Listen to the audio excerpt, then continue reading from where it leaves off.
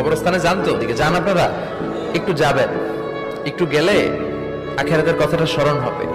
ওখানে ছোট শিশুরা শুয়ে আছে, কিশোর যুবকরা আছে, আপনার মতো তাগড়া যুবক মুরব্বীরা আছে। এরা এই এলাকায় থাকতো, এরা আকাশ থেকে নেমে আসে না, এই এলাকার সন্তান আজ নাই। একটা সার্টেন পিরিয়ড শেষে আপনিও থাকবেন না। This is the nature of life, this is the circle of life. ছোট্ট শিশু হয়ে এসেছিলেন, শৈশব, কৈশোর, যৌবন, প্রৌঢ়ত্ব, আগে ছিলেন সিঙ্গেল, বিয়ে করে হয়ে গেলেন ডবল।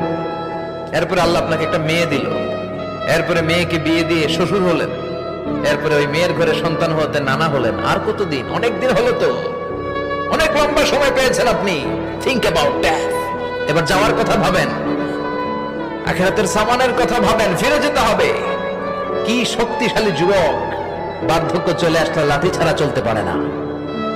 কুচকুচে কালো দাড়ি সাদা হয়ে যায়, দাড়ির শুভ্রতা, বয়সের ভার, রং ধরা যৌবন জং ধরে শেষ, ঠিক কিনা?